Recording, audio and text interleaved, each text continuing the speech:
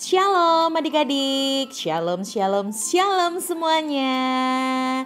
Salam jumpa di kegiatan mentoring komunikasi hari ini. Dan pastinya Miss Magda selalu berdoa dan berharap adik-adik bersama dengan ayah bunda selalu dalam keadaan yang sehat, semangat, dan bersukacita. Wow, udah hari Jumat lagi sekarang dan rasanya Miss Magda itu selalu happy banget kalau hari Jumat tiba. Karena apa? Karena Miss Magda bisa menyapa adik-adik bersama dengan orang tua yang selalu setia menyimak kegiatan online di mentoring komunikasi. Jadi Miss Magda mau say thank you nih buat adik-adik dan juga ayah bunda alias matur nuwun. Terima kasih. Kamsahamnida, arigato. Nah, semua ucapan terima kasih ya. Xie, apalagi dan ke, betul. Apalagi ya bahasa asingnya terima kasih ya. Arigato, oh sudah tadi ya. Oke, intinya terima kasih ya adik-adik dan ayah bunda selalu setia. Miss Magda yakin apa yang Miss Magda sampaikan di mentoring komunikasi pastilah bermanfaat untuk pergaulan dan juga hubungan kalian dengan sesama dan tentu saja dengan keluarga.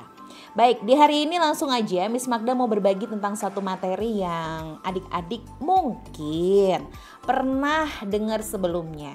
Disebutnya adalah komunikator pasif versus komunikator aktif.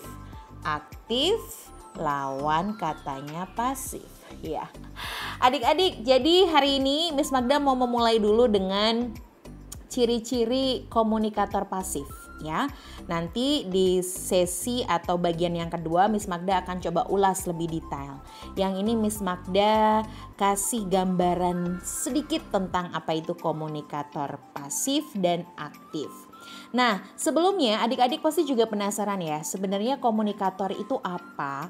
Terus hubungannya sama komunikasi itu juga apa? Nah, adik-adik komunikasi itu Miss Magda ingetin ya, ini Miss Magda ngingetinnya udah kali keberapa ya, nggak terhitung pokoknya. Komunikasi itu adalah satu proses untuk kita menyampaikan sebuah pesan, betul? Nah, komunikasi itu berarti ada beberapa orang terlibat di situ atau beberapa pihak, ya, mulai dari pengirim pesan, kemudian penerima pesan. Dari penerima dan pengirim tadi adik-adik pasti ada media ataupun saluran yang digunakan. Bisa mulut kita, ya, suara kita. Bisa juga jaringan teknologi, handphone misalnya itu juga media. Televisi, radio, internet itu juga adalah saluran atau sarana untuk kita bisa berkomunikasi.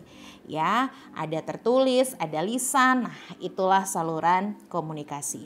Jadi, orang yang menyampaikan pesan ya disebutnya komunikator. Jadi sekali lagi, orang yang menyampaikan pesan atau memberi kalian pesan disebut dengan komunikator. Jadi adik-adik jangan bingung ya, apa hubungannya komunikator dengan komunikasi? Jelas berhubungan karena komunikator ini adalah istilah yang merujuk pada orang yang memberi pesan. Nah, kalau kalian yang mulai berbicara dalam sebuah diskusi atau kalian yang mulai membuka obrolan dalam sebuah kelompok, kalian disebut komunikator.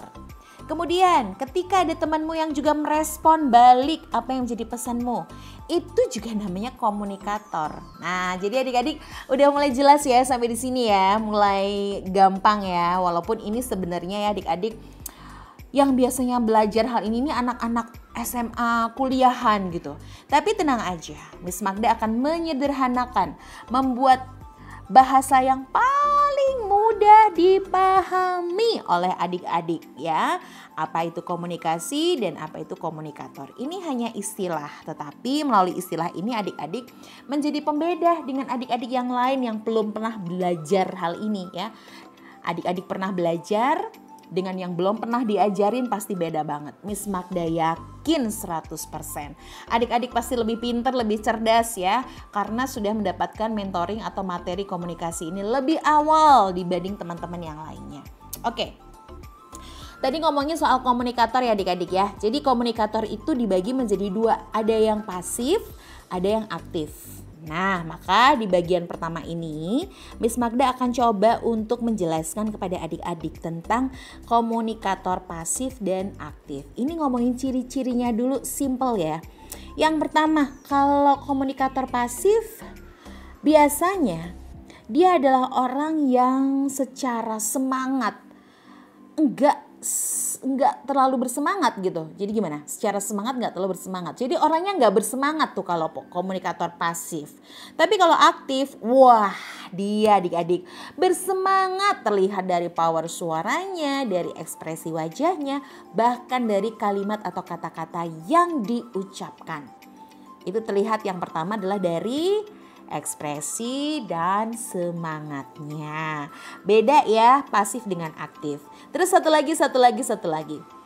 Nah, orang yang pasif ya adik-adik, biasanya dia adalah orang yang cenderung ikut-ikutan alias susah mengambil pilihan. Misalnya nih, disuruh milih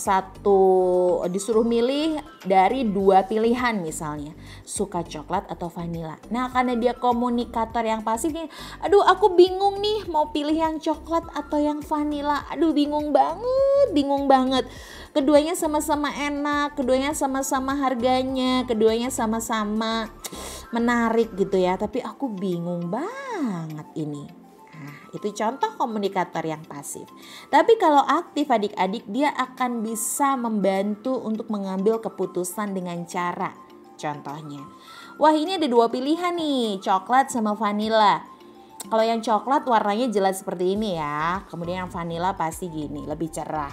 Wih, kalau dari aroma nih enak banget nih yang coklat. Wah, aroma coklatnya menggugah selera. Tapi kalau yang vanila kok baunya begini banget ya gitu, kayak susu ya gitu. Wah kalau saya mah kalau boleh nih pilih separuh coklat separuh vanila biar sama-sama enak katanya gitu.